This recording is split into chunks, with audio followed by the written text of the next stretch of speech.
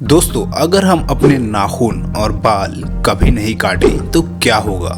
और अगर हम कान में बहुत ही ज्यादा तेजी से म्यूजिक बजाएं तो क्या हमारे कान के पर्दे फट सकते हैं? और अगर आपसे मैं कहूं कि हमें पसीना आना बंद हो जाए और हमारी बॉडी की एक साथ सारी हड्डियां टूट जाएं तो क्या होगा? इसी तरह के शरीर से जुड़े कुछ अमेजिंग फैक्ट्स इस वीडियो में हम जानेंगे, तो ओ शिट फैक्ट्स के साथ बने रहिए। और अगर आपने अभी तक हमारे चैनल को सब्सक्राइब नहीं किया तो चैनल को सब्सक्राइब और वीडियो को लाइक जरूर करिएगा। क्या म्यूजिक बजने से आपके कान के पर्दे फट सकते हैं? आपके कानों को नुकसान पहुंचेगा? दोस्तों, आज की लाइफस्टाइल में हम देखते हैं कि अलग अलग तरह के हेडफोन्स और एयरबड्स आ चुके हैं जिनको आज का यूथ बहुत ही तेजी से इस्तेमाल करता है और बहुत ही तेजी से म्यूजिक सुनना पसंद करता है, पर उन्हें यह पता नहीं कि इनसे हमें क्या नुकसान होंगे। तो दोस्तों, यहाँ पर तेज म्यूजिक सुनने से आपके आंतरिक कानों के छोटे बाल क्षतिग्रस्त हो जाते हैं जो साउंड को पहचानते हैं और उन्हें आपके दिमाग में ले जाने का कार्य करते हैं। वो क्षतिग्रस्त हो जाते हैं तो इससे आपको सुनाई नहीं देगा। अधिक मात्रा में हेडफोन ईयरबड्स के इस्तेमाल से और संगीत चलाने से लगभग 95 से 105 डेसिबल तक आपको हानि पहुंच सकती है। अधिक मात्रा में हेडफोन्स ईयरबड्स के इस्तेमाल से आपके कानों को नुकसान पहुंच सकता है। दोस्तों, यहाँ पर बताया गया कि अगर आप एयरबड्स में संगीत सुनते हैं तो आप 95 to 105 डेसिबल तक बजा सकते हैं। इसके बाद आपको स्थायी नुकसान हो सकता है। तो दोस्तों, जब भी आप एयरबड्स या हेडफोन में गाने सुने तो आप अपने वॉल्यूम को 60% से कम ही रखें। नंबर 3, दोस्तों, क्या आप जानते हैं लास्ट टाइम अपने नेल्स कब काटे थे? यदि याद हो तो यहाँ पर कुछ लोगों के नेल्स बड़े बड़े नाखून रखने का बहुत ज़्यादा शौक होता है। हम लड़कियों को देखते हैं कि वह बड़े नाखून रखती हैं और अपने नाखून को आर्ट्स बैंड्स की मदद से सजा कर रखते हैं।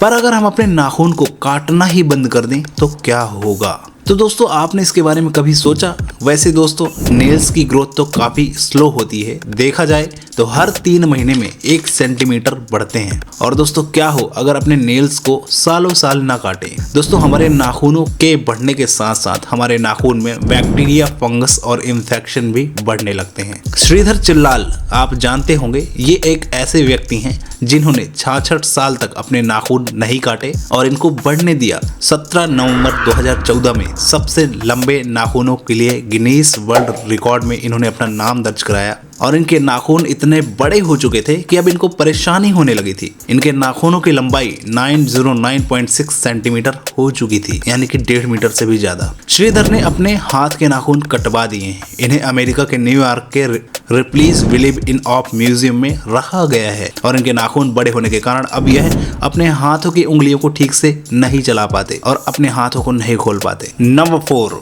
अक्सर हम देखते हैं कि हमारे शरीर में ठंड के कारण या हम जब भयभीत होते हैं तो हमारे रोंगटे खड़े हो जाते हैं, या फिर हम हॉरर मूवी देखते हैं तो हमारे रोंगटे खड़े हो जाते हैं, या फिर हम स्विमिंग पूल से बाहर निकलते हैं तो हमारे रोंगटे खड़े हो जाते हैं। क्या आपने सोचा कि आखिर ऐसा क्यों होता है? रोंगटे खड़े होने का कारण क्या है? दोस्तों, रोंगटे खड़े होना, जिसे इंग्लिश में गूज बम्प्स कहा जाता है, वैसे तो यह एक सामान्य शारीरिक घटना है जिसे हमने अपने पूर्वजों से हासिल किया है। हालांकि यह शारीरिक घटना हमारे पूर्वजों के लिए फायदेमंद थी। दरअसल किसी वजह से हमारे शरीर में छोटे छोटे उठान हो जाते हैं जिससे शरीर पर मौजूद बाल और रुए बिल्कुल सीधे खड़े हो जाते हैं। आखिर यह घटना क्यों होती है? शरीर पर मौजूद हर एक बाल से जुड़ी छोटी छोटी मांसपेशियों की सिकुड़न और संकुचन की वजह से रोंगटे खड़े हो जाते हैं। यहाँ पर स्ट्रेस हार्मोन, जिसे एड्रेनलिन कहते हैं, इसके अवचेतन अवस्था में रिलीज होने पर ही रोंगटे खड़े होते हैं। इस हार्मोन के रिलीज होने पर न सिर्फ शरीर की मांसपेशियों में सिकुड़न होती है और संकुचन होता है, बल्कि शरीर के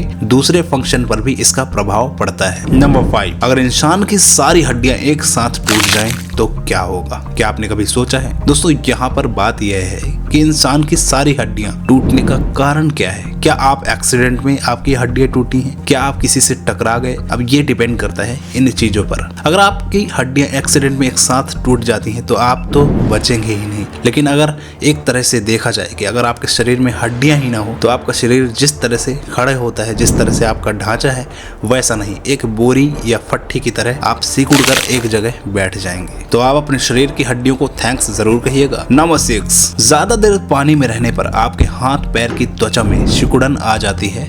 कुछ इस तरह से आपका हाथ हो जाता है तो आपने सोचा ऐसा क्यों होता है?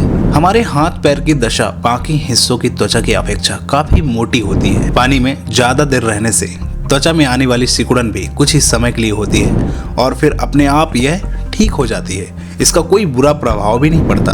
लेकिन ऐसा क्यों होता है, इसका कारण तो जानना जरूरी है। हमारा शरीर खुद को वातावरण के मुताबिक ढाल लेता है। आपको बता दें कि पानी की वजह से त्वचा के सिकुड़ने से किसी वस्तु पर हमारी पकड़ काफी मजबूत हो जाती है और यह सब ऑटोमेटिक होता है। त्वचा की मदद से किसी भी जगह पर अच्छी तरह से हम चल सकते हैं। स्विमिंग पूल में हम नहाते हैं तो टाइल्स पर पैर से पकड़ अच्छी बनती है और इस कारण से हमारे शरीर में ऑटोमेटिकली प्राकृतिक रूप से ये होने लगता है और इसका कोई दुष्प्रभाव नहीं है। फैक्ट नंबर 7, अक्सर धूप में त्वचा काली हो जाती है। तो इसका कारण आप जानते हैं? सूरज की किरणों से 2 प्रकार की अल्ट्रावायलेट किरणें निकलती हैं जो हमारी त्वचा तक पहुंचती हैं और हमारी त्वचा की ऊपरी परत को जला देती हैं, जिससे सनबर्न हो जाता है। और धूप में बहुत देर तक रहने से अल्ट्रावायलेट किरण कोशिकाओं में प्रवेश करते हैं, जिससे वे आरएनए और डीएनए को नुकसान पहुंचाती हैं। डीएनए हमारे शरीर के सभी आनुवांशिक निर्देश को प्रदान करता है जो शरीर को जीवित रहने के लिए आवश्यक होते हैं। दोस्तों, हमारी त्वचा में एक ऐसा पदार्थ होता है जिसे मेलानिन कहते हैं। धूप में इस पदार्थ को धीरे धीरे नष्ट करती है, परंतु हमारा शरीर इसकी कमी का पता लगा लेता है और अधिक गति से इस पदार्थ का फिर से निर्माण करता है और मेलानिन के बढ़ने से आपकी त्वचा फिर से काली होने लगती है। नंबर 9,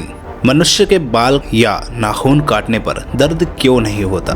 तो इसका कारण है कि मनुष्य के बाल और नाखून मृत कोशिकाओं के बने होते हैं। ये मृत कोशिकाएं निर्जीव प्रोटीन होती हैं जिसे केराटिन प्रोटीन कहते हैं। इसके निर्जीव होने के कारण ही नाखून और बाल काटने पर हमें दर्द नहीं होता।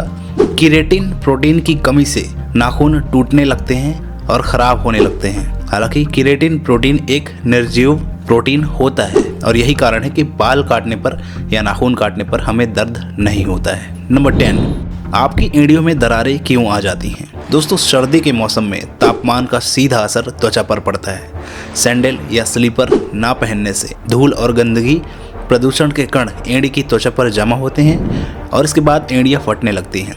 इसलिए सर्दियों में जूते पहनना चाहिए। इससे आपकी एड़ियों पर बाहरी हवा और धूल का सीधा असर नहीं पड़ेगा। सर्दियों में ठंड होती है, इसलिए गर्म पानी से नहाना ज़रूरी होता है, लेकिन इससे एड़ियों में दरारें आ जाती हैं। गर्म पानी त्वचा को रूखा बना देती है। एड़ियों की त्वचा रूखी होने के कारण फटने लगती है। यदि आप फटी एड़ियों से बचना चाहते हैं तो गुनगुने पानी से नहाएं, साथ ही मॉइस्चराइजर ज़रूर अपने शरीर पर लगाएं। वीडियो से कुछ समझने सीखने को मिला हो तो हमारे चैनल को सब्सक्राइब ज़रूर करिएगा। फिर ऐसे ही और वीडियोस हम आपके लिए लेके आएंगे। धन्यवाद दोस्तों।